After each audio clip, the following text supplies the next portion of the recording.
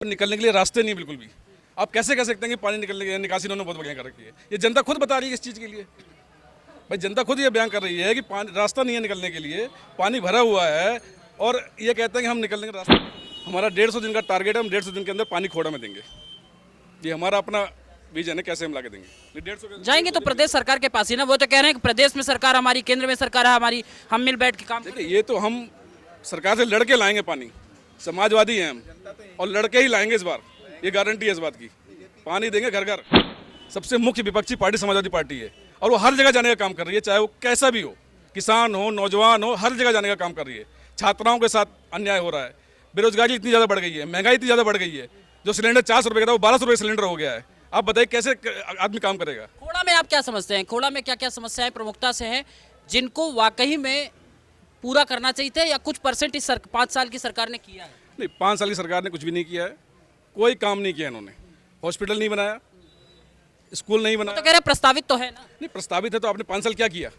5 साल आपने क्या किया? नमस्कार, आप देख रहे हैं द फ्रंट न्यूज और मैं हूं आपके साथ आशीष तिवारी। निकाय चुनाव के दूसरे अगर पार्ट की बात करें तो अब लगातार जोरों पर नेताजी निकल रहे हैं और लोगों से जनसंपर्क कर रहे हैं। इसी कड़ी में हम खोड़ा में हैं और समाजवादी पार्टी के प्रत्याशी पति हमारे साथ राहुल यादव हैं। आइए जानने की कोशिश करते हैं क्या विजन लेके आए हैं और खोड़ा में विकास की पैरामीटर को कैसे नापेंगे और कैसे लोगों को अपने पक्ष में कर पाएंगे। बहुत बहुत स्वागत है राहुल भाई। बहुत बहुत धन्यवाद आपका। क्या लगता है कैसे आप जोड़ पाएंगे लोगों को? नहीं, लोग तो हमारे साथ जुड़ रहे हैं क्योंकि जनता यहाँ त्रस्त है पानी की वजह से। और ये 6 साल हो चुके हैं राज्य सरकार में और 5 साल हो चुके हैं नगर पालिका में, लेकिन पानी देने का काम नहीं किया इन्होंने। यहाँ से जनता पलायन करने के लिए मजबूर हो चुकी है। नंबर प्लेट की बात हो, नंबर प्लेट आज तक इन्होंने मकान नंबर नहीं दिया, स्थायी पता नहीं दिया यहाँ पे। तो जनता यहाँ बहुत त्रस्त है। बीजेपी मस्त है लेकिन जनता त्रस्त है यहाँ पे।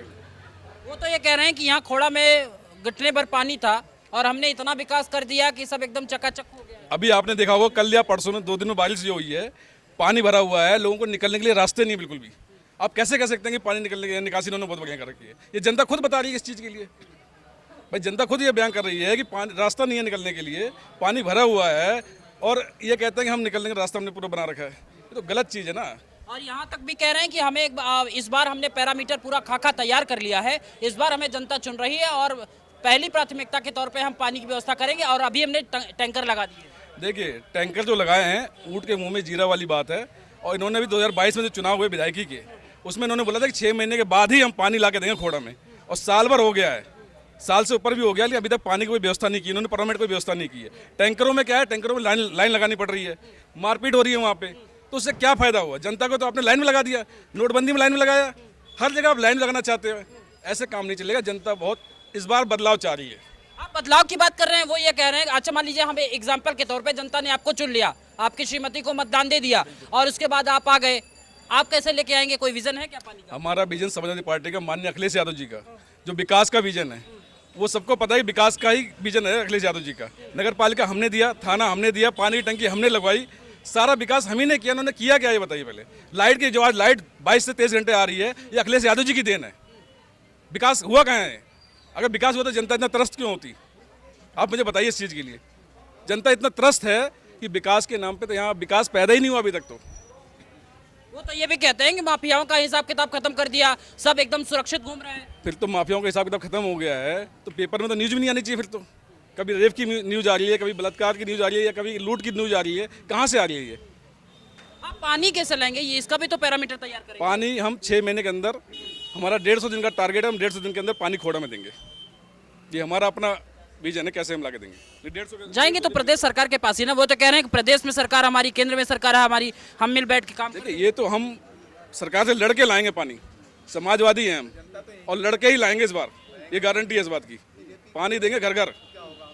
कई लोगों पे तो ऐसा भी आरोप लगा रहे हैं लोग, प्रत्याशी ही, कि कुछ बाहरी हैं, कुछ यहाँ के हैं, कुछ समय के साथ आते हैं, समय के साथ चले जाते हैं, चुनावी मुद्दा है, आएंगे चले जाएंगे, हम तो यहीं रहेंगे। नहीं, हम तो देखो संगम पार्क के हैं।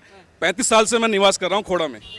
2-4-5 साल निवासी, 35 साल हो गए मुझे रहते हुए खोड़ा में। मुझे पता है कि गली का हाल, और यहीं स्कूल में पढ़ा हूँ, मैं खोड़ा में ही पढ़ा हूँ, तो मुझे सारा कुछ पता है कि क्या दिक्कतें हैं, क्या परेशानियाँ हैं, सब मुझे पता है। और सबका समाधान समाजवादी पार्टी करेगी इस बार। एक प्रत्याशी तो ये भी कह रहे हैं डंके की चोट पे कि आप डेट आज की लिख लीजिए, परिणाम आने के इतने दिन बाद हम सीधे आपको। देखिए, मैं उन पर कमेंट नहीं ज़्यादा करना चाहता। पब्लिक सब जानती है, ठीक है, खोड़ा की जनता सब जानती है 2022 में क्या हुआ क्या नहीं हुआ, सब पता है। मैं कमेंट किसी के ऊपर नहीं करूँगा बिल्कुल भी। लेकिन हमारा जो विजन है, हम 150 दिन के अंदर पानी ला के देंगे खोड़ा में, परमानेंट एड्रेस ला के देंगे। यहाँ एम्बुलेंस की व्यवस्था बिल्कुल नहीं है। अगर कोई दिक्कत परेशानी हो जाती है तो हॉस्पिटल जाने के लिए दिल्ली जाना पड़ता है, स्कूल के लिए दिल्ली जाना पड़ता है, और एक एम्बुलेंस अगर किसी की डेथ हो जाए या एक्सीडेंट हो जाए तो उसको ऑटो से या अपने व्हीकल से जाना पड़ेगा। सबसे बड़ा दुर्भाग्य है, समाजवादी पार्टी ने एम्बुलेंस की सुविधा दी थी, वो भी आज की डेट में खोड़ा में कहीं दिखाई नहीं दे रही है। नेताजी, चुनाव के दौरान इस बात को आपको मानना पड़ेगा कि जनता के मसूबे को या जनता के लुभावने वादे उनके सामने बहुत रखे जाते हैं, लेकिन चुनाव जीतने के बाद दिखता नहीं लोग कोई, तो कैसे विश्वास कर लेगा आप पे? ये भी तो एक बड़ी बात है ना। देखिए, हमारे राष्ट्रीय अध्यक्ष 2022 के चुनाव के बाद कंटिन्यू गांव हो, शहर हो, कहीं भी हो, जनता जहां भी हो, सबके बीच में जा रहे हैं। और ये समाजवादी ही है, एक पार्टी ऐसी है जो हर जगह पहुंचने का काम कर रही है। बाकी और कोई कहीं दिखाई दे रहा तो मुझे बताइए आप। सबसे मुख्य विपक्षी पार्टी समाजवादी पार्टी है और वो हर जगह जाने का काम कर रही है, चाहे वो कैसा भी हो, किसान हो, नौजवान हो, हर जगह जाने का काम कर रही है। छात्राओं के साथ अन्याय हो रहा है, बेरोजगारी इतनी ज़्यादा बढ़ गई है, महंगाई इतनी ज़्यादा बढ़ गई है, जो सिलेंडर 400 रुपये का था वो 1200 रुपये सिलेंडर हो गया है। आप बताइए कैसे आदमी काम करेगा? खोड़ा में आप क्या समझते हैं, खोड़ा में क्या क्या समस्याएं प्रमुखता से हैं जिनको वाकई में पूरा करना चाहिए था, या कुछ परसेंट इस 5 साल की सरकार ने किया है? नहीं, 5 साल की सरकार ने कुछ भी नहीं किया है, कोई काम नहीं किया इन्होंने। हॉस्पिटल नहीं बनाया, स्कूल नहीं बनाया। तो कह रहे प्रस्तावित तो है ना। नहीं, प्रस्तावित है तो आपने 5 साल क्या किया? 5 साल आपने क्या किया? 6ठा साल चल रहा है आपका, 6ठा साल पूरा भी हो चुका है, आपने क्या किया 5 साल में, ये बताइए पहले। कह रहे कोरोना आ गया, कोरोना में भी तो कोरोना कल आ गया, ठीक है, आपकी बात मान गया, आपने बहुत अच्छी बात मुझे याद दिला दी। कोरोना आ गया है, 5 साल कोरोना, आपने बोला 5 साल, हमने 3 साल विकास किया, 2 साल कोरोना चला गया, तो 2 साल का आपने हाउस टैक्स कैसे ले लिया लोगों से? उसके बाद आप 12% ब्याज ले रहे हैं उस पर, 10% छूट के अलावा छूट भी खत्म कर दी और 12% ब्याज ले रहे हैं आप। ये कौन सा न्याय है बताइए पहले? जनता क्या ड्यूटी कर रही थी क्या? जनता की नौकरी छुट्टी हुई थी? चुनाव के पहले भी तो आपको ये मुद्दा उठाना चाहिए था ना। कल मैंने उठाया मुद्दा, आप मेरा रिकॉर्ड देख सकते हैं। नगर पालिका में धरना दिया है मैंने पानी के लिए और हाउस टैक्स के लिए धरना दिया हुआ है। बाइक रैली निकाली है मैंने, आक्रोश, जन आक्रोश रैली निकाली है मैंने। ऐसा नहीं कोई काम नहीं किया मैंने। मेरे कार्यकर्ता हमेशा लगे हुए हैं पब्लिक के बीच में एकदम। क्या लगता है कि आपका जो समाजवादी पार्टी का वोट बैंक है और जो गठबंधन है उसको बचा पाएंगे या दूसरी तरफ खिसकने की तैयारी? हम जीत की ओर अग्रसर हैं और जीत आपको दिखाएंगे।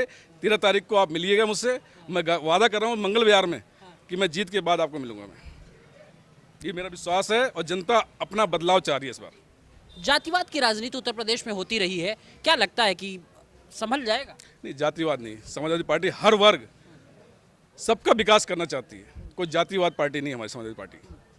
आखिरी में क्या कहना चाहेंगे? मैं जनता से अपील यही करना चाहूँगा, एक मौका समाजवादी पार्टी को दीजिए।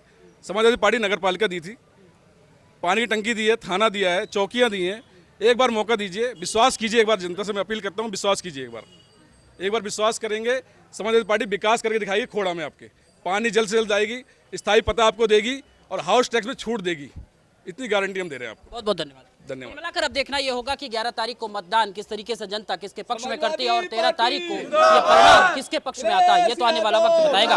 कैमरा सहयोगी सोमनाथ सिंह के साथ Ashish Tiwari, the front news, Khoda, Ghaziabad.